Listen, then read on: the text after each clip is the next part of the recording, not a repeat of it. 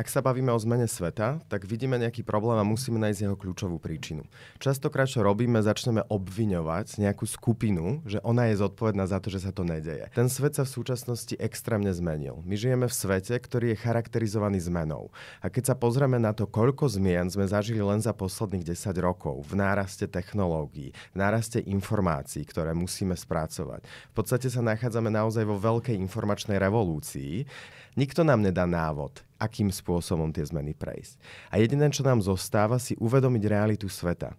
Že sa mení, že je prepojená, že je globalizovaná a to, ak ja vytvorím nejakú akciu tu, napríklad v Českej republike, tak to môže mať dopad na ľudí úplne na inom konci sveta. Ľudia, keď sú konfrontovaní so slobodou, tak idú dvomi cestami. Prvá cesta je, že sa podrobia. A podrobia sa niekomu, kto má silný názor. Pretože keď ste konfrontovaní so slobodou, tak prichádzate do priestoru, ktorý je prázdny. A ja poviem, že žiadny líder vás nezachráni. Žiadny mocný človek, ktorý sa postaví niekde a povie, že má riešenie, nebude fungovať. My môžeme zmeniť legislatívu a obmedziť migrantov. To neznamená, že oni tu nebudú. My môžeme zmeniť osnovy na základných školách, aby učitelia učili inak. To neznamená, že tí učitelia inak učiť budú. Ale to, čo môžeme robiť, je každý jeden z nás, ak vidíme nejaký problém. Hľadanie osobnej sily je téma každého z nás. A tú silu niekedy máme väčšiu a niekedy ju strácame.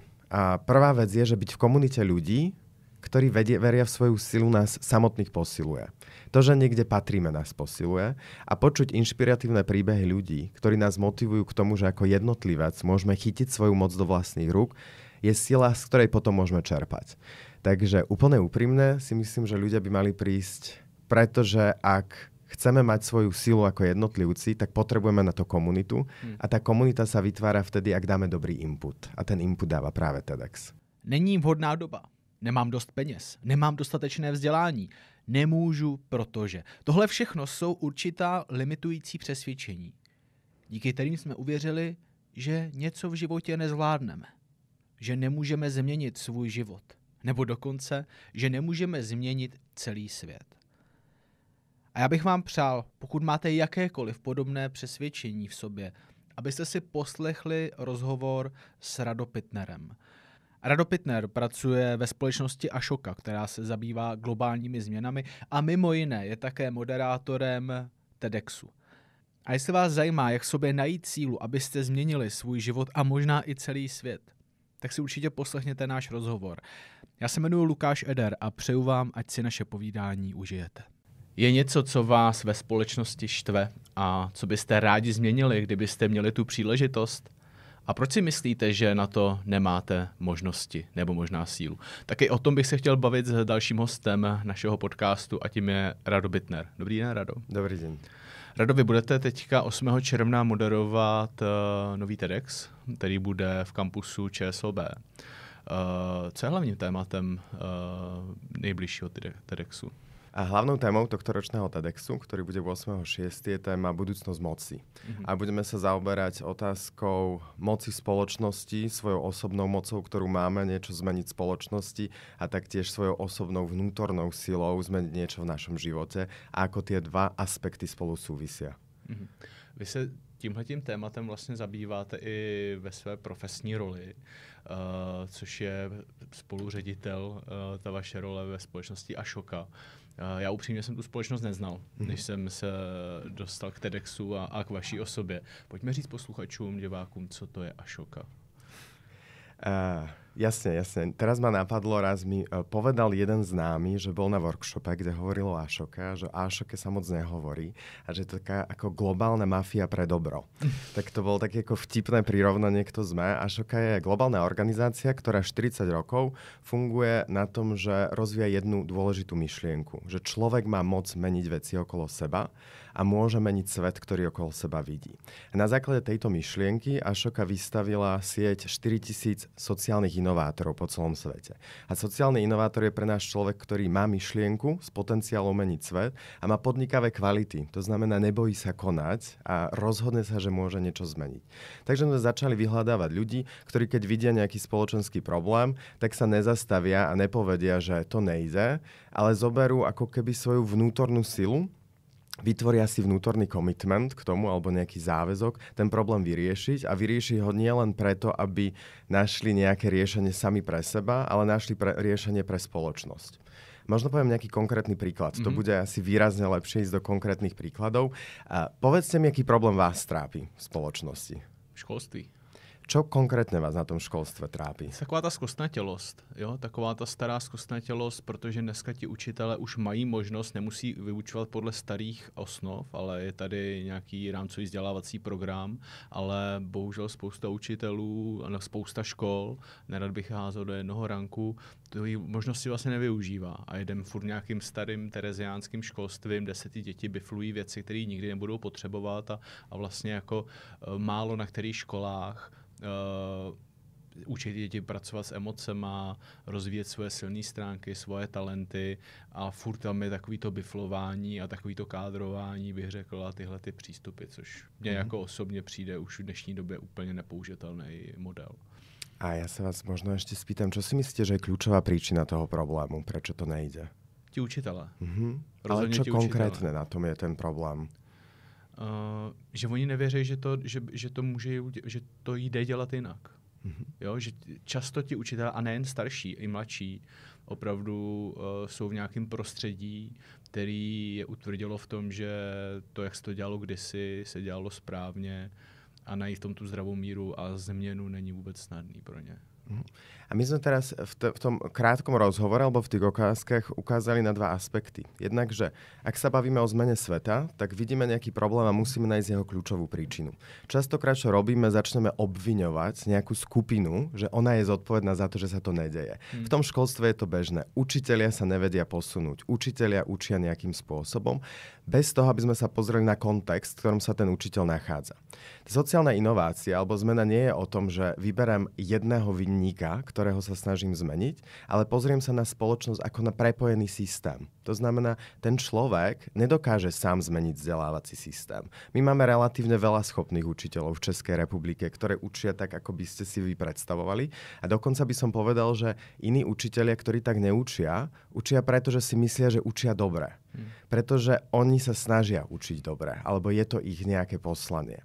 A teraz, keď sa zamyslíte nad tou zmenou, tak musíte si dobre povedať, aby ste nevytvorili väčšie negatívne dôsledky alebo niečo horšie ešte v tom vzdelávacom systéme alebo v akejkoľvek zmene, ako máte v úmysle.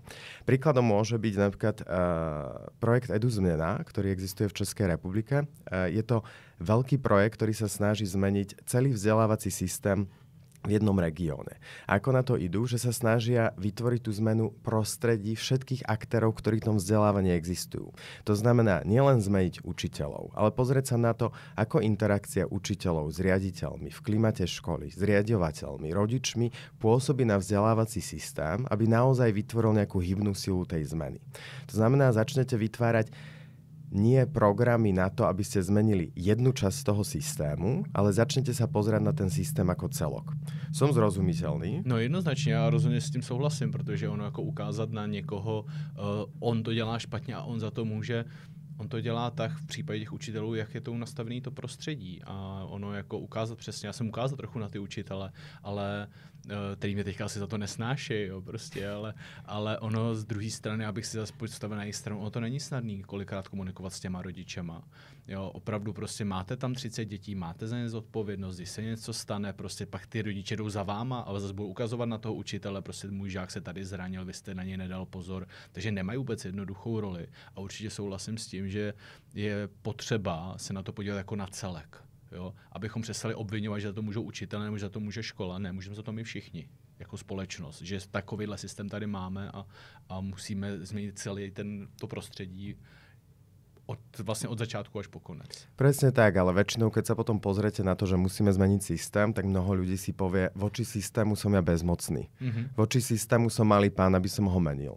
Bez toho, aby si človek uvedomil, že je sám súčasťou toho systému. A systém funguje tak, že ak ste súčasťou systému, tak systém vytvára nejaké výsledky, ktoré sú výsledkom našich interakcií.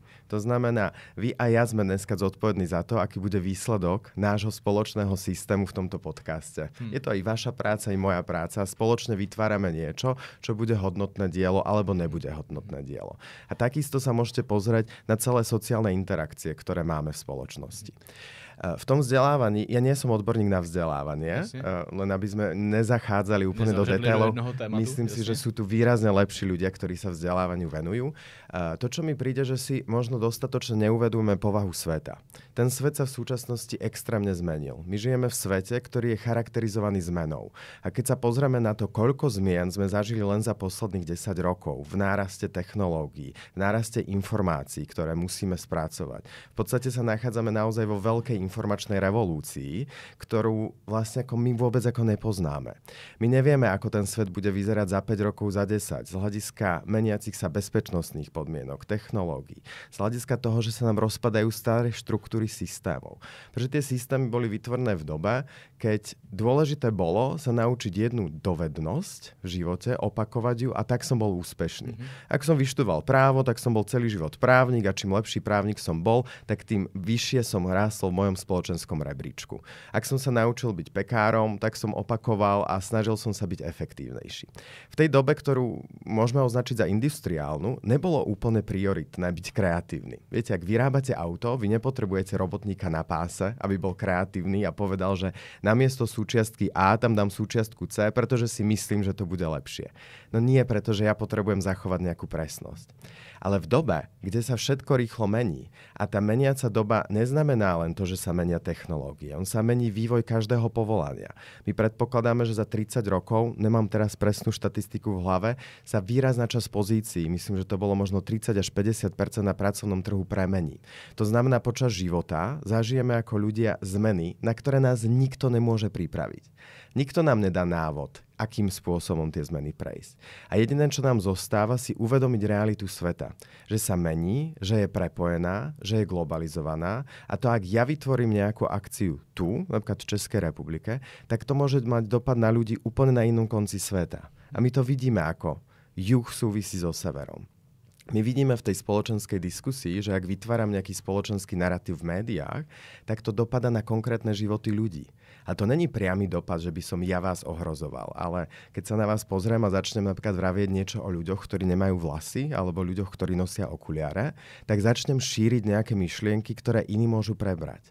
Ja začnem podporovať ich moc, rozvíjať nejaký narratív. Ja začnem v nich niečo prebúdzať. A v tomto momente, ak si uvedomím, že svet je prepojený, tak jediné, čo mi ostáva, si uvedomiť, že mám moc. A ja mám moc buď k niečomu prispieť a prispieť k niečomu pozitívnemu, alebo disruptovať a prispieť k niečomu negatívnemu. Ale v momente, keď si uvedomím ešte raz, že svet je prepojený, tak každé moje konanie má nejaký dopad. Ja mám moc a musím sa vedome rozhodnúť, ako tú moc budem využívať. To je strašně, si myslím, důležitý a silný tohle, co jste teď řekl, protože spousta lidí konzumuje mediální svět, dneska hlavně na sociálních sítích, nejčastěji krátká videa a ty videa způsobují emoce. Ty sociální sítě jsou vytvořený s neuromarketérama tak, aby prostě zasahovali ty nejsilnější pudy v nás, aby udržovali naši pozornost. A vlastně to, jakým informacím já tu pozornost věnuju, tak tím více ty informace šíří. Takže já, když si uvědomím, že věnuju svoji pozornost nějakým informacím, kterým tomu světu nějak nepřispívají a možná jenom šíří další strach, tak vlastně i touhletou svojí pozorností já můžu šířit a jsem vlastně součástí toho systému, tak jak jsi to teďka popisoval. To, že si každý jako vědomě zvolí, jaký názory bude zastávat, jaký názory bude šířit dál, jak bude mluvit sám o sobě, o světě, ve kterém žije, tak vlastně takovou message on vysílá do toho světa. Zároveň je to veľmi náročné. No je to extrémne náročné. Že? Veľmi sa mi páči kniha od Ericha Fromma Strach zo slobody. Neviem, či ste ju čítal, ale Erich Fromm bol nemecký sociálny psychológ, ktorý sa potom, ako Hitler sa dostal moci v Nemecku, zamýšľal nad tým, prečo. Prečo nemecký národ, ktorý vyprodukoval veľa umelcov od Goetheho, veľa kultúry, veľmi bol progresívny, dokázal k moci demokraticky prizniesť človeka, ktorý spôsobil takúto životnú katastrofu na nielen nemecký národ, ale na celý svet. Vyprodukoval vojnu. A on došiel k jednému poznaniu a veľmi zaujímavo povedal, že ľudia, keď sú konfrontovaní so slobodou, tak idú dvomi cestami. Prvá cesta je, že sa podrobia. A podrobia sa niekomu, kto má silný názor. Pretože keď ste konfrontovaní so slobodou, tak prichádzate do priestoru, ktorý je prázdny. A vy sa musíte rozhodnúť, ako s tým priestorom naložíte. A je výrazne jednoduchšie niekoho nasledovať, pretože váš pocit, že chcete niekoho patriť, k niekomu patriť, vaša potreba byť súčasťou nejakého spoločenstva je silnejšia a osamotenie, ktoré môžete zažívať, môže byť tak deštruktívne, že sa rozhodnete k niekomu pridať. Alebo druhá časť, keď sa rozhodnete, že v tom momente, keď ste sami, začnete tvoriť. Ale tá tvorba prináša so sebou zodpovednosť. A posuniete sa do stavu, keď začnete ten svet okolo seba vytvárať. Začnete vytvárať svoj život, svoju komunitu, zoberete za to zodpovednosť a tak nachádzate úplne iných ľudí, ktorých môžete stretnúť a nie ste ovládateľní. Ale tu je nejaké ako delítko, kde si človek musí naozaj vedome povedať, že idem alebo neidem. A to vedomie je podľa mňa dôležité, ktoré v tom momente musíte mať. A myslím, že častokrát ho nemáme. A ako ste dobre povedal, sme konfrontovaní so silnými názormi silných vodcov, ktorí dneska máme v spoločnosti. Který často právě útočí na ty nejsilnější emoce, což je strach, úzkost. Jo, my jsme tady měli besedy, tady pořád chavárně Space Café, mě tady Radkina Honzáka, Mariana Jelínka a další odborníky. A Radkin Honzák to říkal velmi trefně. Taktika všech politiků je jednoduchá. Vyvolat strach a potom říct, že já jsem ten jediný, kdo vás zachrání. Proto je politicky výhodný vyděsit lidi s přívalem migrantů a potom přijít a říct, já jsem ten, kdo vás před nima zachrání. Je to jednoduchý sdělení, lidi tomu rozumějí, vyvolá to strach. Strach je silná emócia, ktorá vedie ľudí ku konaniu. Ale tu sú aj iné silné emócie, ktoré vás môžu viesť ku konaniu. Ja možno vytvorím tiež strach a ja poviem, že žiadny líder vás nezachráni. Žiadny mocný človek, ktorý sa postaví niekde a povie, že má riešenie, nebude fungovať. Pretože my nachádzame v realite, kde riešime komplexné problémy. A komplexnosť znamená, že to má neskutočne veľa príčin, že tie príčiny sú prepojené, že tu není jedna príčina, ktorá to spôsobuje a že tu nie je jedno riešenie. A ako náhle niekto tvrdí, že má jedno riešenie na problémy školstva alebo klimatickej krízy alebo migrácie, tak hneď môžete vedieť, že klame. To, čo to znamená, že ak ten človek, jeden, ktorý sa dáva do pozície moci, častokrát autority, možno aj formálne zvolenej autority do veci nejakého úradu, je to zvolený politik, je to premiér, je to prezident, on má reálnu moc, autoritu niečo zmeniť. Ale on sám to nespraví. On má iba nejakú rolu v tom systéme. Pretože on môže iniciovať zmenu legislatívy. On môže vytvárať nejaký narratív. Ale na každom jednom z nás, ako k tomu pristúpime. To je spoločenská zmena, o ktorej sa tu bavíme. To je spoločenská transformácia, ktorej sme súčasťou. My môžeme zmeniť legislatívu a obmedziť migrantov. To neznamená, že oni tu nebudú. My môžeme zmeniť osnovy na základných školách, aby učitelia učili inak. To neznamená, že tí učitelia inak učiť budú. Ale to, čo môžeme robiť, je každý jeden z nás, ak vidíme nejaký problém a máme nejakú predstavu toho, ako tá spoločnosť môže fungovať, tak sa môžeme zamyslieť, čo ja z mojej pozície môžem spraviť, aby tá zmena nastala. Pretože ten systém je prepojený. Ja môžem prísť do školy a pobaviť sa s tým učiteľom, ako vidím tú výuku. Ja môžem sa pobaviť s tým riaditeľom. Možno to nebude fungovať. Tak sa začnem baviť s ostatnými rodičmi, Začnu hľadať inú školu, kde to fungovať bude. Alebo když vidím, že tady sem narazil, jo. Jo, ale keď začnete hľadať inú školu, tak sa môže stať to, že všetci sa presunú do iných škôl a nakoniec vytvoríme systém, kde v jedných školách budú isté deti a v iných školách budú iné deti. To, čo sa už v podstate ako deje a nájde ako rozdielnosť. To už sa ale je to prostě o tom, že já jsem totiž tohle řešil konkrétně v té škole, že jsem prostě do té školy šel, chtěl jsem jít s tou učitelkou a tam se viděl, že narážím, ředitel narážím, říkám, OK, tak prostě tady cesta není. Jo, a tak jako mám tady jít hlavou proti zdi 5 let, anebo mám to svoje dítě vzít a najít teda jinou školu. A možná ta škola si za těch 5 let chytne za nos konečně a zjistí, že nám tady favorit šlo hodně dětí, asi děláme něco blbě. Asi se ta doba fakt mění, jo, prostě. Takže jako ta možnost jako je, já to jenom chci říct, že říct nejde to, protože tady narážím na učitele.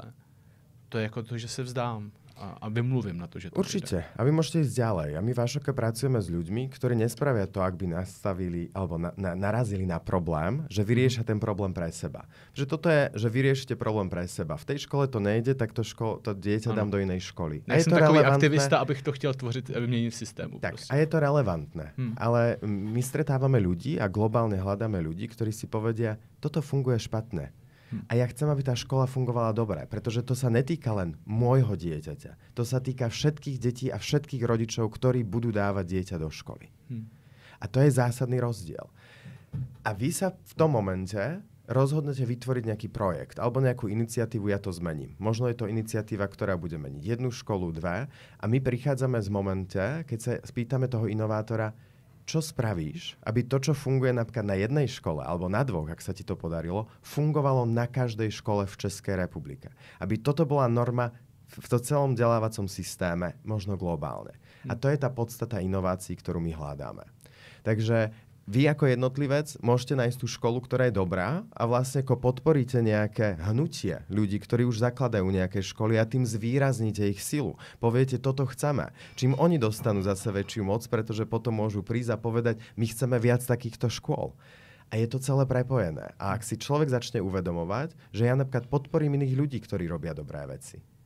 Ja napríklad dám jasnú známku toho, že toto nechcem, je zase krok, ktorý pomôže možno inovátorom, ktorí v tom systéme sú, alebo ľudí, ktorí sú na vyšších pozíciách a snažia sa o zmenu, vidieť, že sú tu nejaké trendy. Že ľudia nasledujú, že ľudia chcú zmenu. A tam máme svoju moc. A o tom tiež budeme hovoriť na TEDxe. Super. Ještě jste řekl důležitou věc. Já jsem tady nedávno v jednom podcastu řešil s neurologem Martinem Janem Stránským vliv digitálních technologií na vývoj zejména dětí, když ho užívají nadprůměrně, řekněme, nebo nadmíru. A on tam vlastně jako zmínil, že například v Kalifornii už uzákonili údajně zákaz používání sociálních médií do 18 let věku. A já jsem pak jako na základě téhle zprávy narazil na několik jako názorů typu, ale teď to nic nezmění prostě. To si jako myslíte, že ty děti to přestanou používat kvůli tomu, že oni vydali nějaký zákon. Říkám, ale to přece není vůbec důležitý. Tady je důležitý to, že nějaká autorita uzákonila, že to prostě nesmí používat. Je to samé, jako že v Česku jsou taky děti, které ve 14 a v 15 letech kouří cigarety. Ale prostě společnost se dohodla na tom, na základě tady toho zákona, že to je špatně. Jo? Ale to, že ty rodiče to umožnějí, aby ty děti kouřily, jo? To je ta odpovědnost těch rodičů. Áno, a zároveň by ste mali ísť ďalej. V tom rozhovore s človekom, ktorý vám povie, legislatíva nič nezmení, zákaz nič nezmení, sa toho človeka spýtať, a chcete tú zmenu vidieť? Zistiť jeho motiváciu. Či iba je skeptický k tomu, že neverí, že sa niečo môže zmeniť, alebo nechce, aby sa to zmenilo. A keď potom vstúpite do tohto dialógu, tak vy zistíte, že veľa ľudí tú zmenu chce vidieť, ale sú skeptickí. Oni odovzdali svoju moc. Oni si myslia, že to rozhodne niekto iný, alebo že tá autorita nebude úspešná. A oni majú pravdu. Tá autorita úspešná nebude, ak my nezobereme ten podnet, ktorý nám dáva, tú rolu, ktorú ste popísal, že vytvára nejaký naratív, že sa postavila za nejaké hodnoty, a tie hodnoty nezačneme žiť ako ľudia.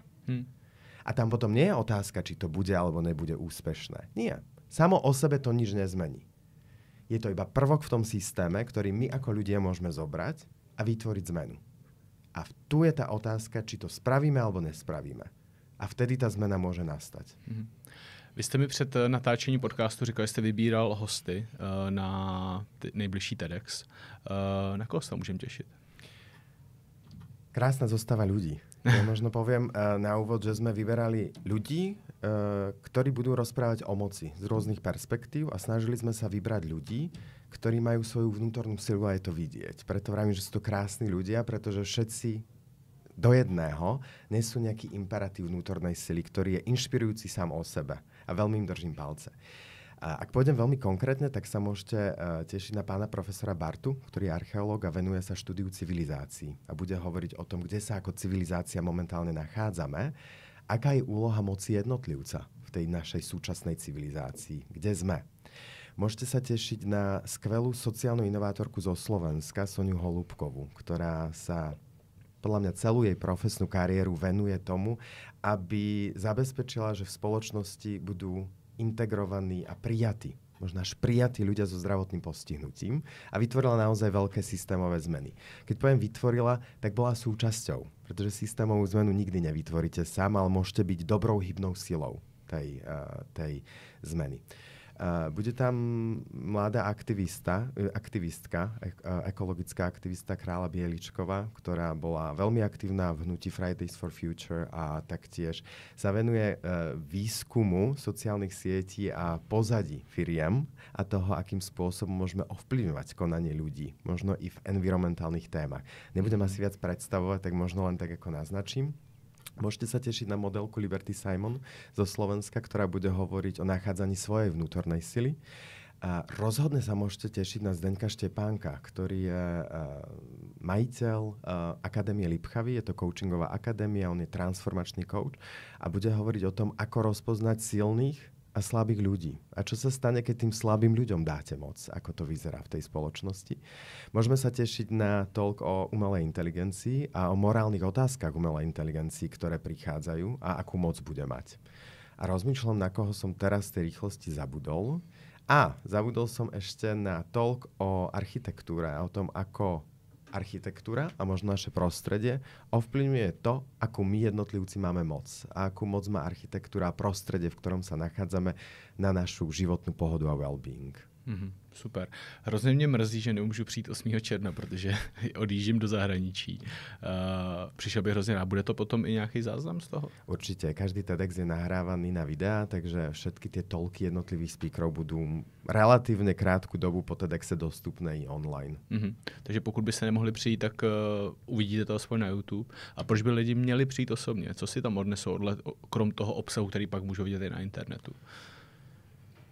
Myslím, že hľadanie osobnej sily je téma každého z nás. A tú silu niekedy máme väčšiu a niekedy ju strácame. A prvá vec je, že byť v komunite ľudí, ktorí veria v svoju silu, nás samotných posiluje. To, že niekde patríme, nás posiluje. A počuť inšpiratívne príbehy ľudí, ktorí nás motivujú k tomu, že ako jednotlivec môžeme chytiť svoju moc do vlastných rúk, je sila, z ktorej potom môžeme čerpať. Takže úplne úprimne si myslím, že ľudia by mali prísť, pretože ak chceme mať svoju silu ako jednotlivci, tak potrebujeme na to komunitu. A tá komunita sa vytvára vtedy, ak dáme dobrý input. A ten input dáva práve TEDx. Takže prostě poznáte lidi, kteří mají podobné hodnoty, podobné zaměření, odnesete si kontakty, zajímavé osobnosti potkáte a za to prostě stojí. A zároveň pocítite svoju silu, podľa mňa. A uvedomíte si, aká veľká moc vo vás drieme. Aká veľká moc naozaj je v každom jednotlivcovi. Nie len v tom, že môžete zmeniť svoj svet, alebo svoju osobnú rovinu, alebo svoj osobný život. Ale že svojim životom môžete naozaj spraviť nejaký dopad. Nájsť nejaký väčší zmysel svojej práce v živote. Toho, kto ste ako jednotlivec súčasť nejakej spoločnosti. A myslím si, že v tom rýchlom svete nemáme úplne toľko času sa zastaviť a baviť sa o týchto veciach. A nielen počúvať speakerov, ktorí tam budú, ale baviť sa s ostatnými ľuďmi. Vy ste to povedal, ten svet je rýchly. Možno si niekto vypočuje tento podcast, možno niekto bude počuť nejakú prevratnú myšlienku, scrolluje na ďalšiu prevratnú myšlienku, za 20 minút ich nájde možno akože 100 tých myšlienok, potom odíde. Ale kde je čas na reflexiu? Kde je čas na integráciu toho, čo počujeme? A práve toto zastavenie podľa mňa prináša TEDx, pretože je tam vytvorený relatívne veľký priestor i na to, aby sa ľudia medzi sebou mohli baviť. Formulovali sme ten program tak, aby speakery dali nejaké inputy, ktoré môžete zobrať, rozobrať a niečo vám do života dajú. Co se týče té vnitřní síly, kterou všichni v sobě máme, ona často je pro některé lidi těžké ji probudit a často tomu brání různá přesvědčení, která třeba převzali, ať už od svých rodičů v dětství, ze svého prostředí, kde i teď žijí, jo, a často na těch lidech poznáte. A my jsme se tady o tom bavili, jo. Tohle nejde, protože. Tohle nemá cenu, protože. To jsou všechny ty limitující přesvědčení, které nás vlastně dusej. Tu sílu, tu hybnou moc, kterou všichni v sobě máme. Co vám pomáhá ji nejen probudit, ale i udržovat, abyste si nenechal ten plamínek v sobě udusit tady těma přesvědčeníma různých lidí ve vašem okolí? Mne osobne. Vám osobně. Ja musím povedať, že ja som šťastný, pretože som obklopený ľuďmi, ktorí majú svoju moc. Povaha mojej práce, tým, že hľadám speakerov na TED, že v Ashoke hľadám ľudí, ktorí menia svet, ktorí majú naozaj vnútorný záväzok niečo zmeniť, je niečo, čo človeka nabíja. Pre mňa osobne každý rozhovor s človekom, ktorého stretnem, ktorý má túto pozitívnu silu, dáva silu mne. A viem, že to je nejaký elixír, ktorý príde. A druhá vec je, ktorá je potrebná v mojom živote, vôbec ako postupne odhalovať tie presvedčenia. My tu moc, alebo ja osobne ju niekedy cítim väčšiu, niekedy ju cítim menšiu. Taktiež narážim na svoje obmedzenia, ako vnímam svet. A je dobre si to uvedomiť. Možno vstúpiť do priestoru, kde sa nebojíte tomu čeliť. Kde si poviem, toto presvedčenie bohužiaľ mám. A tie momenty nie sú úplne príjemné, pretože si musíte uvedomiť, alebo ja si musím tiež uvedomiť, že mám i toto presvedčenie, ktoré som vlastne nechcel mať. A že možno tá predstava, ktorú som mal sám o sebe, je ilúzia a zrazu musím tú ilúziu rozpustiť. A to je taký akože čarovný, paradoxný moment, kde stojíte pred niečím, čo v sebe spoznáte, musíte to prijať a v tom momente, keď to príjmete, tak začnete nachádzať svoju vlastnú silu. A ten moment je strašně cenný, ale. Jako je strašně z mýho cenný. pohledu je velmi cenný a je to ten rozhodující moment, kdy ono to totiž bolí, že jo? Veľmi. Velmi to bolí zjistit, že prostě se nás něco dotklo, že prostě něco se v nás jakoby děje, jo? A jako cenný vidím to, že my se rozhodneme s tím něco udělat. Že prostě se dotklo na nás nějaký chování, slova někoho jiného a tak my před tím třeba utečeme. Jakože se nás to netýká. A nebo naopak se zastavíme a řekneme, aha, tak tady mě tohle vadí. Proč mi to vadí? Co se ve mně děje? Jo, co se tam vlastně jako v tom mém systému stalo, že mám teďka, že jsem v téhle situaci, že mám tenhle ten názor, tohleto přesvědčení a co s tím můžu udělat. To já na tom vidím to cenný. Dokázat se v té chvíli zastavit.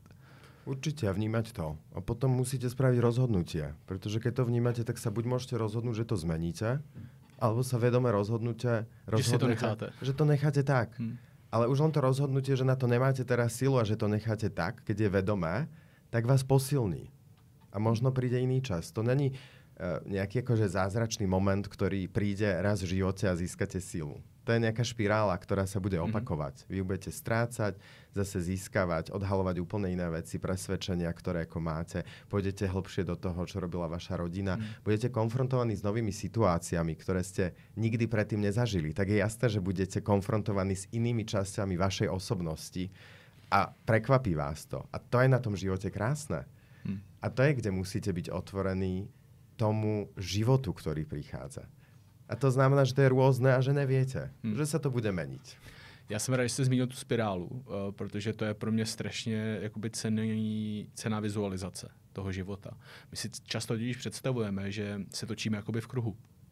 Že se nám to furt opakuje, že běháme jak křeček v kolečku prostě a že se nám furt děje to samý. A vlastně říkám, zkus ten kruh roztáhnout do spirály a najednou uvidíš úplně něco jiného. Ty prostě, proč se spoustě lidem s jinými lidmi stává to, že prožívají stejný trápení. Jo, proč prostě se rozejdu s partnerem, potkám někoho jiného a za 3 roky se stane to samý? Proč vyměním práci a zase je tam ten stamej blbec, ten stejný kolega? Jo? Proč se mi nedaří tohleto změnit? Proč se mi to opakuje? No, protože se najím nějaký spirále a ona mě jakoby táhne dolů, když třeba prožívám ty nízké emoce. A nebo naopak, když to otočíme do toho pozitivna, proč se jiným lidem daří udržet vztah 20-30 let? Proč dělají práci, která je baví? No, protože jdou po té druhé spirále.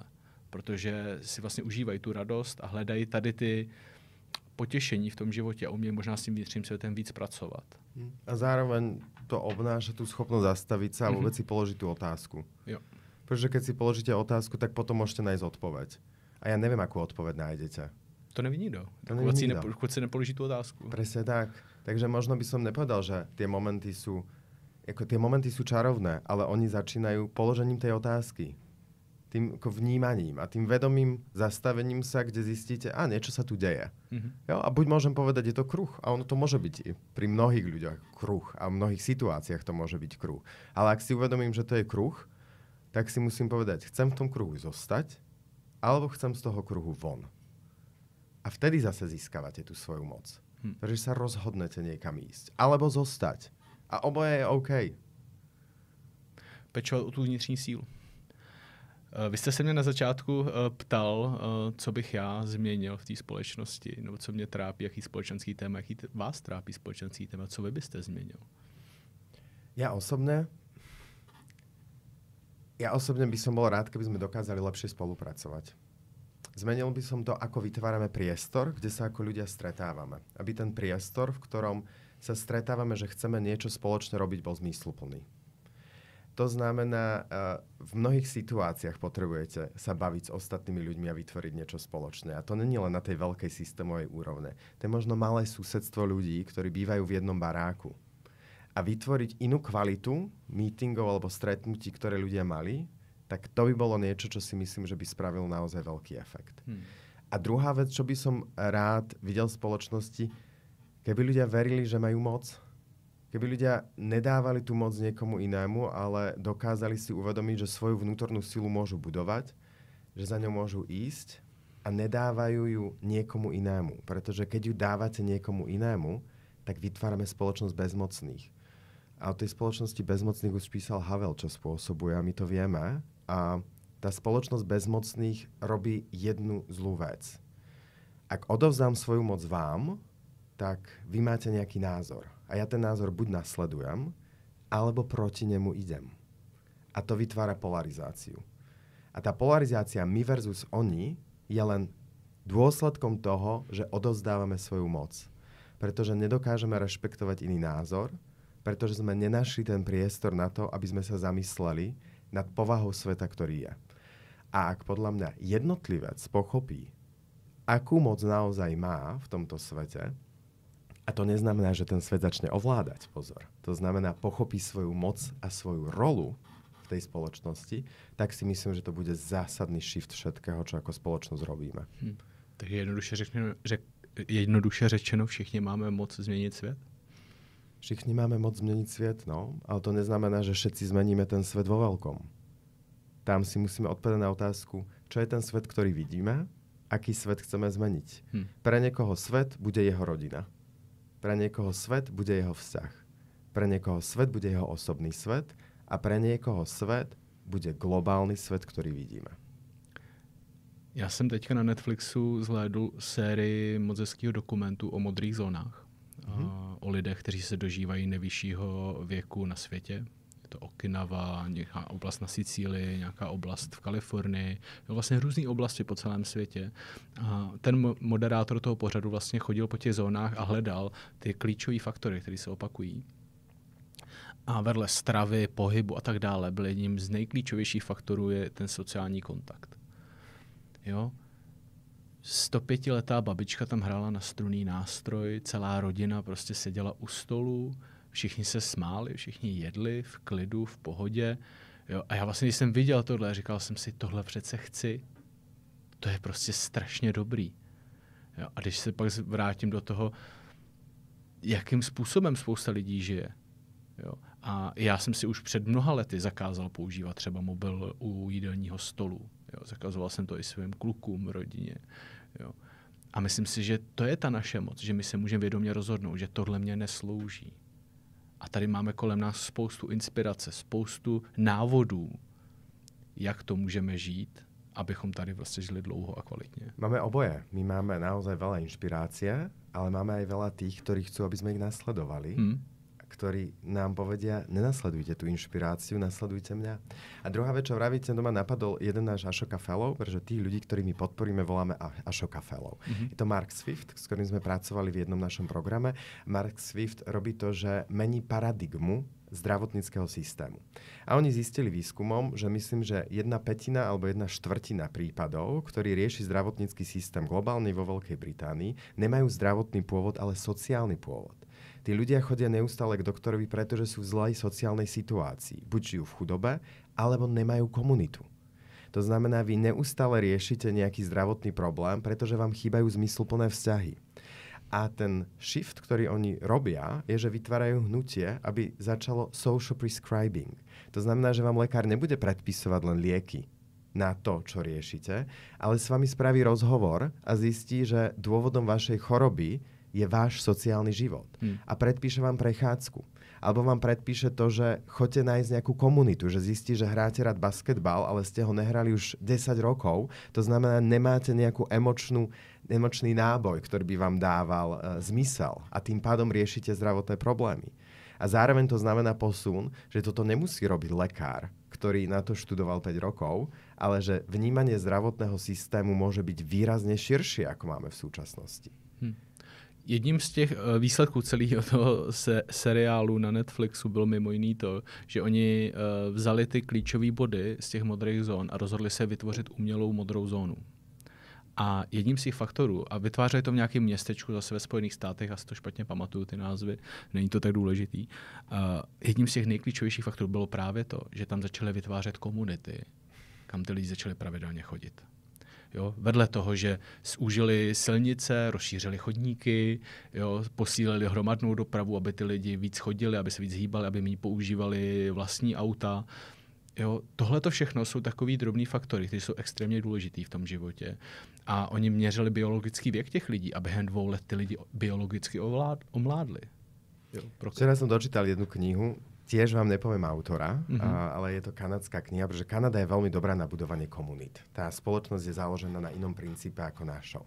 A on povedal, že v dnešnej dobe riešime ako keby 2 typy komunít. A to sú také tie povrchné komunity, ktoré vytvárame tým, že niekde dáme like. Že máme pocit, že niekde patríme, ale tá komunita nám nič nedáva. Je spojená na nejakých ako ľahkých princípoch toho, že možno sa zhodujeme s nejakým názorom, ale chýba nám budovanie takých tých hlbokých komunít.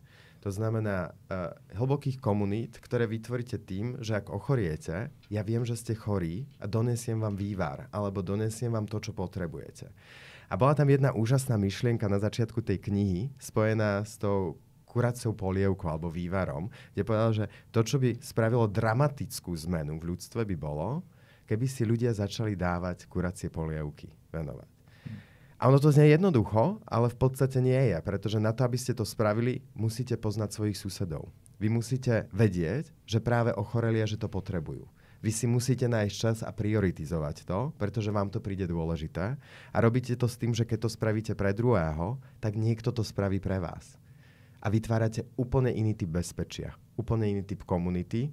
A už nie ste len individualita, ktorá všetko musí zvládnuť sama, ale získávate silu ľudí, ktorí sú okolo vás.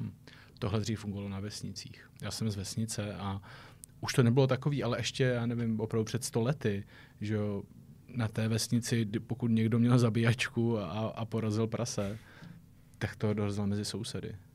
A věděli to všichni. Ale on zabíjí, šli mu pomoct prostě, hele, já nevím, potřeboval dřevo pomoct. Ty lidi si pomáhali.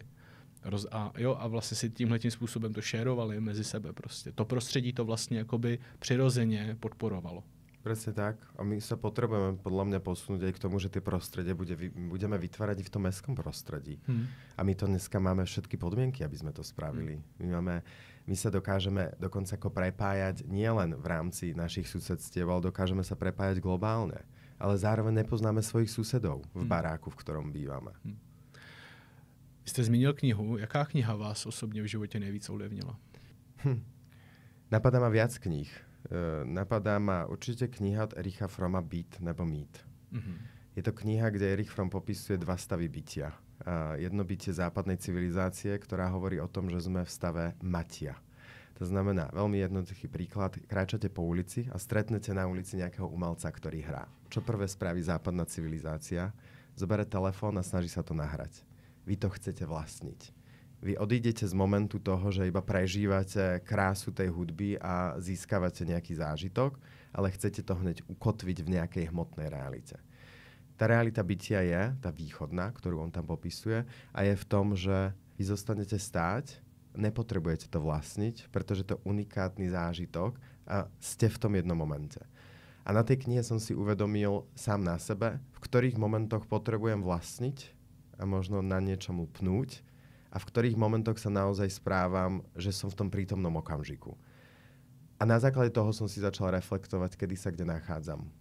Nemôžem povedať, že by som bol stále v nejakom okomode toho bytia, ale tá kniha mi dala poznanie, že to vôbec môžem vnímať, že 2 aspekty nejakej reality existujú. Opět se můžu odkázat na přednášku pana doktora Stránského, neurologa. On tam ukazoval krásný moment z golfového utkání.